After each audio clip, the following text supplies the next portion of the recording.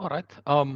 So hey, I'm Sulka Haro. I'm one of the founders at Mainframe, which is a new MMO studio based in Helsinki, and I'm working as the chief product officer. So basically, working with the dev teams in figuring out what the game is. And we sadly haven't announced the game yet, so I can't talk about that. But we are working on. We've been said that we're working on this cloud thing, which is why I'm here. So good to see you all. I think in your statement you say that this game is going to be played by millions and millions and for the years to come. When is it? When are we going to see it? So we literally haven't announced anything yet.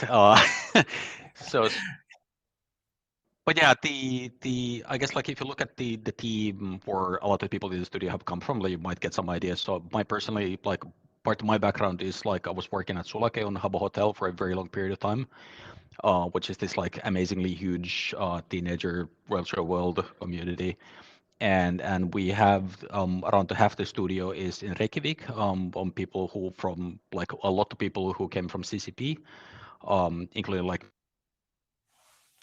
who's the original founder of CCP and like ultimately basically had the idea for like what Eve is, and we're working together on creating something we think is going to be pretty amazing, and can't wait to actually like show it to you eventually. Yeah. I hope actually, Sulka, you join us today because we have our challenge coming up from Mainframe today, and there's actually one amazing piece of work that was selected by your art director. So today, actually, we're gonna announce the winner. There were so many fantastic works done for you guys. Um, and my first question then, Sulka, let's go to the topic because it's we want to talk about the cloud gaming because it's becoming Yep. more and more talked about. There hasn't been maybe yet like successes per se, but there's a lot of interest. And my first question is that do you think that cloud gaming is the future? You've been in the games industry for quite a while. You worked on the amazing products. I think we met. I listened a couple of your talks in different conferences. And now you are with Mainframe. So my question is, how do you see? Is it the future? Is it going to shape the future of the games industry? So definitely. So the how long is it going to take for the entire industry to transition to cloud? I don't know. I don't even know if what the entire industry is going to transition ever. Because obviously, like, there's a lot of value to computing locally. I guess yeah, maybe worth it. So for a lot about it is the fact that the actual game runtime in terms of cloud gaming like runs in the cloud. So instead of you having like beefy gamer PC like on under your desk, that PC now lives in the cloud, and you're getting a stream of the game to your device. And so yeah, so like it's so you don't like do the like compute or most of the compute locally anymore. Then actually, Yeah, my it's next really like question yeah. would be, yeah, sorry. My next actual question then would be for the game developers, is Yeah. it more expensive or more affordable to deploy the game in the cloud? So which is different. So the biggest advantage, like if you think of like targeting or like the typical developer, obviously you want your game to be like the most to be able to run your game. And the huge advantage of cloud game is that it like you can have your game run more or less on every single device you can imagine. Like anything that can receive a video stream can run your game. And historically, the way to get that done would be that like you actually need to like worry about the performance of your like code like across everything. And now suddenly like instead of having to optimize for like all the different kinds of GPUs and like have your like basically do a like mobile phone port, actually like just like create a single runtime and deploy that to one runtime environment that you know is actually like going to work consistently regardless of who it is for. And that's hugely more efficient as a development process than needing to worry about like actually like optimizing for everything and like ensure like doing QA for a huge amount of platforms. And like I've been in the industry for long enough that I remember like back in the day like even doing the like the Java ports on mobile games. and like it's historically been like a massive effort to actually have your game run across the board. And now suddenly I think one of the big promises to developers on cloud gaming is that you can actually like save a huge amount of effort on the development by just like needing to target this one runtime. And there's some like amazing examples of that were, for example, when Cyberpunk came out, the apparently way to play the game was on Stadia. So it was like the people playing on no issues with like any crashes. So like you can have like real like in Stadia. It's like a lot of people who downloaded the local computers have all kinds of issues working. So I think that's kind of like a really good example of like how even as a player, there's a huge amount of value in actually like running the game in the cloud, where like now suddenly like you don't need to worry about whether it's going to run on your computer or not. It just will magically work. Then my next question would be exactly like, does it mean that the cloud is more like accessible, and is it gonna give boost to the indie game developers? So I guess there's two questions back there. So accessibility, yeah, absolutely. The fact that you can basically yeah, like your device doesn't really matter anymore. You can run a game on your like phone, or like even like doesn't really have the compute power to run a game. Like you can run the games, which means that now suddenly for like even if you take like AAA quality, like the high-end visuals, you can have that run on billions of compute devices. Versus like compared to the tiny slice of players that we have this. So I actually like really highly recommend, like if somebody here like hasn't tried GeForce Now yet, for example, you can actually sign up for free and of like how well do the games run, and like having like high quality visuals run on any machine whatsoever. So absolutely recommend it. And like yeah, it's a huge accessibility feature. Like when if you think of accessibility as how many people can access your content. And for indies, it's at least like right now the situation is like maybe not the best possible, because like you would like obviously for GeForce, like if your game is on Steam, you can run it like based like cloud. But most of the like Microsoft obviously has their like the xCloud streaming, Google has Stadia, Amazon has Luna, and so there's like a bunch of offerings available.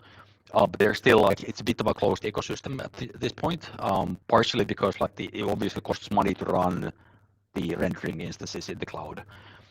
So for like smaller indies, like you'd still need to actually go through some kind of your gaming to be run on these platforms. So it's I'm hoping it's going to change.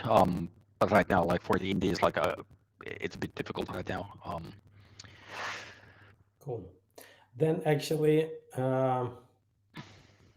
quite interesting. The question how I'm just wondering, how will the monetization work in the cloud, or how are you planning to work it in your game, and how do you see that? How will the monetization overall in the cloud game industry work? Yeah, so that's I think there's multiple strategies being tried out. So if you look at Microsoft, and like they've been acquiring a lot of studios recently, and like I think the play that they're gonna go after is like they want to be the Netflix of gaming. So you just pay for the subscription as a player, like maybe like $15 a month, or like the Game Pass Ultimate, and you have this like amazing range of like quality content as a player, and they include the streaming part there. So like, you can stream the games to your local devices and like play on like a wide variety of devices, like as a like using that. GeForce Now placed on some it's very different, so that you pay Nvidia money to be able to stream the games and like essentially save money, but not needing to own a computer. So it's it's very different. And you would still need to buy the games. You just like basically like instead of buying a computer, you invest in the cloud gaming. So the business model there for developers is the old school. You buy a game, you can run it. Um, and I guess what Google attempted to do with Stadia was interesting. Where again, like they had the store where you like as a consumer you bought the game, and like and the developer basically they were selling the game licenses to the consumer exactly as like historically has been done paid games. So there's like multiple theories now being like tried in the market to see, and I don't think we yet kind of know exactly what's going to happen in terms of how this works. I think like Antti probably like if he was here, like because they've been like also trying out running their own cloud instances. So basically they do the whole pipeline of running their own like the system for running the games in the cloud and the and like our like I actually don't know what the business model is that they intend to do with that, but the potentially you can as a developer also like get a white label service and sell your game to developer like the consumers directly and like use whatever business model is that you want to, like from free to play to subscriptions to like license fees and the jury is still out to like what's actually going to be the business model here. And if it's not a top secret, what about you? We haven't made any announcements on this. Yeah, we'll be talking you don't about have this. to answer it. Just Yeah. was interested. Sorry, but yeah, like I'm just following the space really like eagerly and like waiting to see what actually like works. So yeah, because like obviously I'm a gamer as well. I want to get more games in the future as well, and the so it's going to be very interesting to actually see how this develops going forward. I want to ask then. I mean, it sounds all amazing, and my interest to know is that I haven't seen that many cloud game studios, and I would like to maybe ask you is why, but there's not that many. Well, it's new. So the like cloud gaming as such, it's a bit fragmented. So it's like as I said, like there's multiple parties like trying to get cloud streaming platforms to like up and running, and so and like as a studio, like it's always risky to start developing for a platform that hasn't really established itself, and so we're really early basically in this space, and so if you look at the content currently on like any of the cloud platforms, like it's all like old content that has been ported over like to just run on those like in that runtime environment. And yeah, and we're kind of hope that we're going to be one of the first companies that have actually made a game that is like intended to be run in the cloud and like banking off some of the promises, like the new things that you can do with that. And like and the big reason we're there like is basically the accessibility that we already discussed, where we want to make a game that can be experienced by the most people ever, and like cloud is going to give us that, and like without some of the compromises of like actually needing to have a runtime that works like on all the devices. So we want to make a game that is going to be experienced by a million people, and great vehicle for delivering that to the consumers. Then my next question would be actually then how good of a network you need to have. Like, I mean, is this like lag going to be an issue for accessing and really like enjoying the game? Yeah, so I've actually been super surprised over the past couple of years or like 3-ish years when I've been working like playing games on the various streaming platforms, that it's much like the requirements are much lower than what I ever expected. So more or less, like if you can watch Netflix, you can probably play a game in the cloud. So the bandwidth requirement is actually surprisingly small, and like the compute power and the device they're using can be like surprisingly small. So like the overall, it just magically works. And so I remember actually like been playing games on Stadia over 4G a bunch of times, and like it's kind of like officially not supposed to, but it's still like 4G is good enough that you can actually just like go out somewhere where like you wouldn't ever expect to be able to play games, and like it just works. So and so it's, I think actually the bigger problem probably is going to be some of the consumers like still needing to have contracts for their internet that has bandwidth, like caps the amount of data transfer you can have per month. And obviously that's really bad for any of the streaming services. So even for Netflix, like you can't like really like less movies if you need to go yourself to like some gigabytes per month of internet traffic. And the interesting thing that seems to be happening in a bunch of countries is that when you get your home internet, you actually need to make a separate contract to be able to use streaming services. So you pay a bit of extra to be able to use like unlimited Netflix, and like happy the Finnish government has basically said that they don't want all the internet traffic needs to be considered the same. Probably what's going to happen with the cloud streaming services in many of the markets is that like you need to pay like $5 extra for your home internet to be able to like use unlimited amount of traffic for them. But like in terms of speed, it doesn't actually require a lot. Then it would be quite interesting for me to ask, like, what kind of maybe obstacles or even like technical challenges you have faced when you started like the development of the game already, like from, let's say, from the early on. You made that decision to develop it like cloud native. So have you faced any?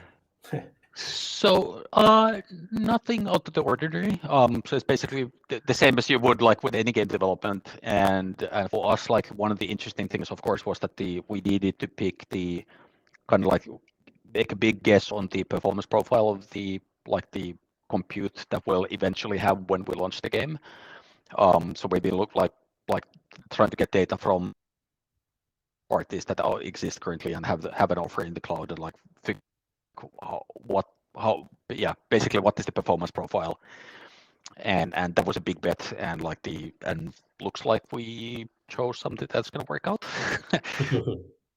But the other part that is actually really interesting, and the kind of work that you still need to do is if you're serious about wanting the game to be playable on mobile and like maybe using controllers or like on the PC, the UX paradigms that you need to cover is huge. Because obviously if you play the game on a controller versus like keyboard and mouse, it's fundamentally different control type, and designing for gameplay that is like accessible and actually feels compelling and good across all of it is really hard. And so you need to remember to pay a lot of attention into what is the gameplay they're actually offering in the game for it to be playable well. And again, touch-based phones super different as a player experience. And Yeah. so that's Okay, something that's a that good takes a one. lot of effort. Yeah. Yeah. All right. Mhm. Just looking at some of my questions. I have quite a lot, and I see the questions are coming in. But let me actually ask some that I thought would be quite interesting. This cloud gaming, when it comes, do you think that it's gonna change the way people consume that entertainment, like play the games altogether? Like, I mean, the analogy of the Netflix, right? Yeah. So the one of the big promises is that especially if the game has been designed to be run across all the devices, it essentially I think the way it's going to change the play pattern at least is that if you think of mobile games, you can play the game anywhere at any given point and a point of time, and that really kind of means that for the cloud-based games, so one of the things we're doing is intentionally designing the game to be something that you can enjoy at any given point of time. So if you have a lunch break at work and you want to check into the game and do something meaningful in preparation for a session in the evening, it should be something that you can just do. And it's very, again, in terms of the game design, that's quite different from maybe how you've been thinking about games in the past, where on mobile games, they're all designed for these short sessions where you need to be able to do something very meaningful very quickly, and then kind of repeat this small chunks of meaningfulness as part of the mobile game. And PC big screen games are usually designed so that you kind of as a gamer need to commit to maybe playing at least half an hour or a couple hours in a row, and you kind of book the time to be able to do. And for streaming, I think if you really want to capitalize the opportunity, you kind of need to support both. So because the games can be available for the player regardless of where they are, and on the and there was actually fascinating story on because the CCP was actually they had they were trying how streaming would change how people play Eve, and there's a couple articles that were written about that, where people were basically on compare notes who got to go into the beta, and they were saying that they suddenly were playing Eve almost 24/7 because you could like tab and be logged in and actually just like observe what's going on and chat with your friends, like no matter where you were. And it really changed how people thought about like what the game is, because like you could suddenly be there, even worry about like running the game. So I think the consumer behavior definitely is going to change, and I think it's going to increase the amount of hours people spend in games pretty dramatically. But does it also then affect your, like, I mean, the whole game design principles, right? Because like you kind of Yep. combine both. So it's not Yep. like your sessions are kind of need to be designed in that way that it can go long and it can go short and it can go very long or very short. Yes. Yeah. Yeah. It's an interesting challenge. I hope we've nailed it. So yeah. But yeah, like it really changes how you need to think about the game design. So Um, now I want to ask you this because it's been a hot topic. Maybe it's going a little like fading a little bit away, but I would like to talk about the metaverse, which has been like talked actually quite a lot. Oh, Hello, Oleg. hello, Antti. Welcome. I'm very much apologies. I was stuck on a train which was stuck in the middle of nowhere, so unfortunately, I was missing the beginning of this. But I'll try to jump in. So uh, cool. Yes, Antti. Good to see you. Welcome. Maybe you do a quick intro. thank you. So my name is Antti. I'm the CEO at Return Entertainment, one of the two Finnish cloud gaming or cloud native gaming companies. And what we do is, well, especially cloud gaming, but really trying to find out what works and what doesn't work with cloud gaming. Sort of, if we think of cloud being in the same position as mobile was 10 years ago, in this like stage where here's this new platform, here's a lot of things we could do with it, but we don't really know which things are the correct ones. So we are really looking to find that out. We've been operating since 2019. We are building our own tech, as well as we have two games in production at the moment. One of them is live already, one of the world's first, if not the world's first live cloud native game out there. So that's Return in a nutshell. Antti, we talked about quite many already, but then actually sure. this question like also interested me a lot because the metaverse has been discussed a lot. We also have one presentation coming next, but I'm kind of because it's been discussed a lot, the metaverse, and I started thinking that think about it. I mean, now we have now today we are talking about the cloud gaming. So could the cloud gaming be exactly like a place then for these virtual lives, right? Kind of moving like, Yeah. because in principle, like we spoke now with Sulka, it's accessible anytime, anywhere, right? On whatever basically device that you have, as long as you have the internet connection and even a poor internet connection. So I would like to get maybe your ideas on that. Is the cloud gaming going to take over this whole metaverse, or is it going to be the metaverse?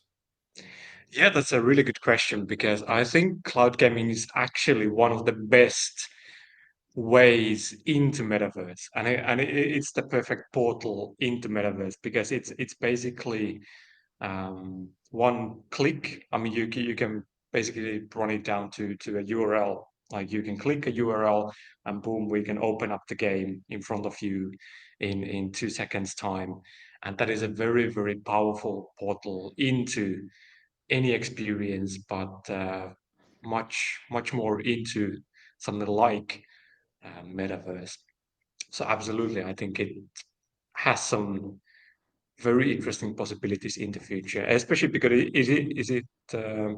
because it is cross-platform, and you can join into the same exact experience with mobile phone or tablet or PC or Mac or console. So I think there is actually brings a lot of unity into the how people are going to be interacting and what kind of experiences they're interacting in, because it can be now the same experience. It doesn't need to be a mobile experience. It doesn't need to be a PC experience. So I think, yeah, definitely. Whether the games themselves or cloud gaming is gonna be the thing there, but I think as a accelerator and enabler, definitely. Yeah, and to chime in on Antti, yeah, we're definitely looking at this like capability that like inside the game, like you can just basically share a URL to somebody and they can jump into the world and be standing next to you and playing the game in a matter of seconds. So the whole concept of like needing to download a huge package and like install it on your computer and like to be able to play a game kind of like goes away entirely with the streaming. On the metaverse like products, like I remember like when like World of Warcraft, like the classic game out, like when was it, like 3 years ago? Like I had a bunch of people play the game and they were on complaining that like, okay, like what is this like thing where you need to download this amazingly huge installer and like it takes set up the accounts and everything, like with cloud, like all of that can kind of go away. And so we can simplify the process of starting to play and get like and create this very social experience are kind of like the promise of the metaverse, and make them a lot more accessible than anything before did. Yeah, and it also brings interesting. There's other sort of aspects of cloud that like play into this, which is the viewer, streamer, player interaction. I'm not sure if you touched on that already.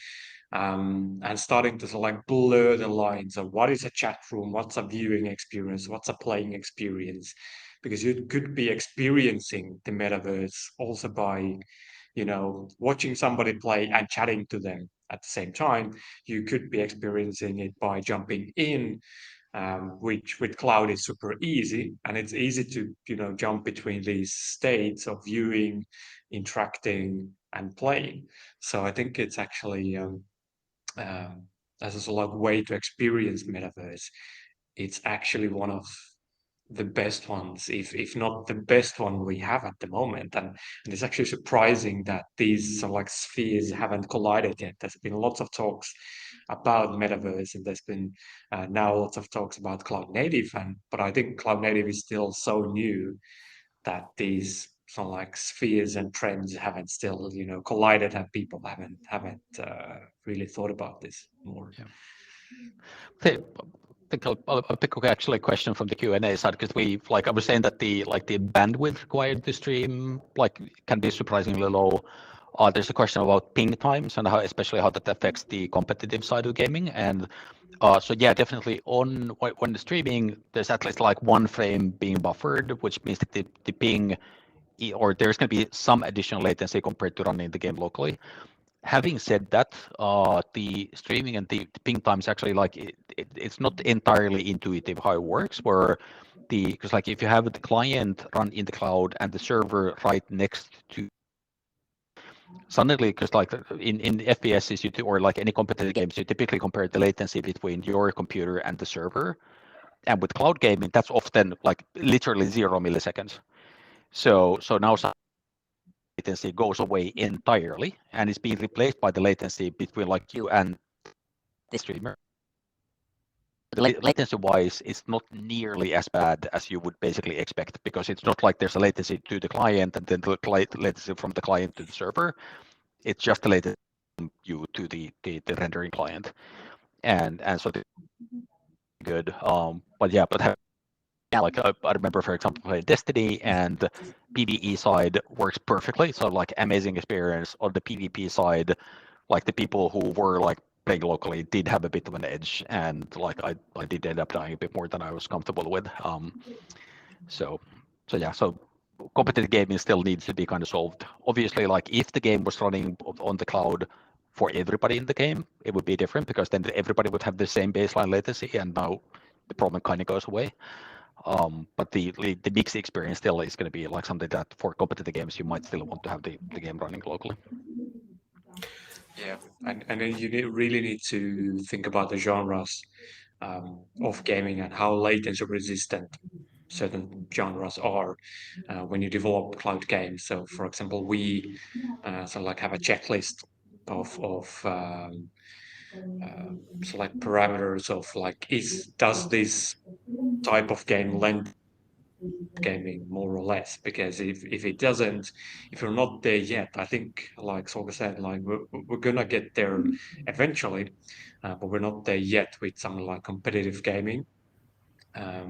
So right now it doesn't make sense to make a competitive FPS shooter in cloud. Yeah. But there are lots of chances to do other types of games, and over time, I'm sure we'll see a progression towards that. So we need to be mindful of the types of experiences that we do as well. I'm going to read some of the questions because I think there's actually quite a lot, but this seems to be very interesting. I love the Nintendo approach to add cloud gaming to the Switch systems. Should we expect the same to happen to the other systems, even PC, because the games require more hard disk space? Yeah, I think like cloud gaming can solve a lot of the. I mean, like Sulka referenced the World of Warcraft in previous question. I think if you think about the games like Microsoft Flight Simulator, which came with the famously like 150 gigs or whatever of content, which took people ages to download and to run. I think, and that's a game that doesn't require Twitch millisecond latency, so it's fairly latency resistant. So I think there's different types of games that can benefit from cloud. One of them is this like super high end, which requires a lot of performance from the computer, a lot of storage. Then there is actually also the lower end of if you think about what cloud gaming can offer, which is the instantness, the shareability, the socialness. Those are also hallmarks of more casual titles. So it's not to discount that we couldn't do more casual titles. I think it's actually some like a misconception that cloud is only for AAA. It's great for AAA because of the performance and storage reasons, but there's also something that could serve the masses, the people who are into mid-core or even something a bit more casual, because it is so instant, it's so shareable. So there's definitely different aspects, but yeah, I think space saving is one of the big ones if you think about the huge visual experiences and the expanses that, for example, mainframe is doing. Yeah, and because like if you take a hard drive space, like like for me, it's very typical that like I fire up my gaming PC and like there's like this yet another 20 gigabyte update that I need to download. I have very fast internet, so it's not that big of a problem, but it's still annoying to need to wait, and all of that wait to ensure that there's a hard drive space, even the PC available. It just like it's annoying. Like I have two kids who play games as well, and it's the same for them. Like we might decide that like let's play Fortnite together, and then we fire up the PCs, and like all three need to download the update at the same time. And I would much rather spend that time just hopping into the game. Which is like And there's Fortnite in GeForce Now right now. Exactly, and there's parents, who maybe have time to play once per week or once per month or something like that, and they boot the console up, and there's 20 gigs of updates, like you said. So it's gonna take Yes. like 5 to 30 minutes to download those before and you yet get another Windows update. yeah. So I think there is definitely, if you think about the players want more, they want faster, they always want to get to the experience faster. So I think cloud is one solution to that. Yeah, sort of related. So like there's a question about like whether like people with like expensive PCs ever would want to consider cloud gaming. I think the big point really is here, like you don't need the expensive PC for most of the games types anymore. So like if you're into the super competitive scene, then you might want to buy your computer.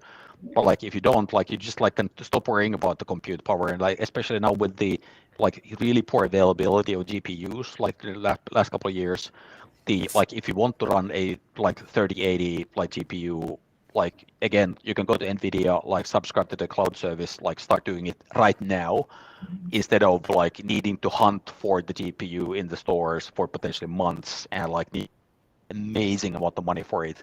You can get a subscription for the same amount of money, and like already have played through all the games you ever wanted to play on the device, like at that time. And so yeah, so you just like very differently from the like, so the starting point can't anymore be that like I need to get to the store and like have this amazing computer to run all the games in. Like you can actually get that for relatively cheap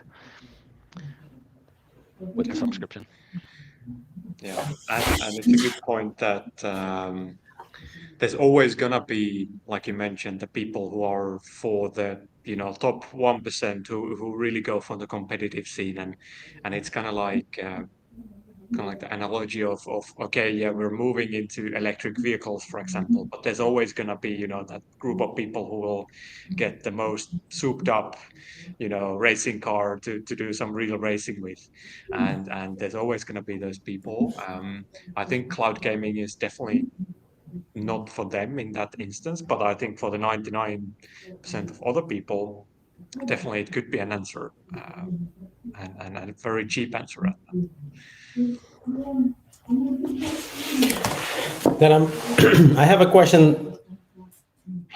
The skills that you're looking for, since both of your studios are developing for clouds, I mean, the skills that you're looking for in the talents to join the company, are you looking for like specific skills, or how specific skills you need to have to work in the cloud game studio? Yeah, we only hire people who've been developing for the cloud for 10 years. So no, like I don't think there's anything specific. Like you just need to hire a team that can deliver the game that you want to create, and I don't think that's any different.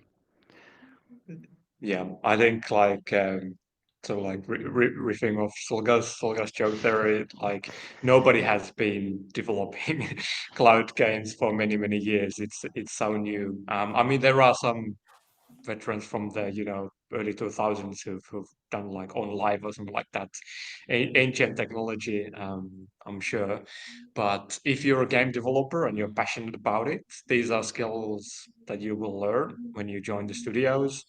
We don't expect you to know cloud because nobody knows cloud until they join a cloud native studio, or very few people do. So if you're a full stack programmer with an interest in the field, maybe you have dabbled with pixel streaming or something like that, then that's great in Unreal. That's awesome, but we don't expect you to be a cloud expert when you join. In any case, I think it's probably true for you, Sulka mainframe as well, but it takes a while to rewire your brain to think with cloud, like think what are the possibilities with cloud, because it's easy to be stuck in the old ways, and you sometimes catch yourself thinking like, oh no, like this is the old way of thinking. What can we actually do? Yeah, absolutely. Yeah, I guess the like going back into one of the earlier questions, so one of the things cloud development is really that there's examples of like what's the right way to develop here, and to me that's really fascinating, because like we get to innovate a bunch and like create theories about a way to actually making these things. It's gonna be very interesting to see basically the future, like what ends up being the right paradigms to actually use that really maximize the usage of these systems. All right, guys, I think we need to wrap up. Antti, very sorry you were a little bit late, but I'll copy some of the questions. And for the attendees, I just want to encourage you to go visit the mainframe and the Return Entertainment virtual stands. And if I'm not mistaken, Antti, you are going to be live a little bit later today at 2 o'clock. Yes, I'll be at the stand. So hopefully, if there's any questions you wanted to ask me here, then feel free to join that session. We'll be there with the team as well. Yeah, cool. I want to thank Sulka and I want to thank Antti. Thank you for being with us today. Thank you. Thanks a lot.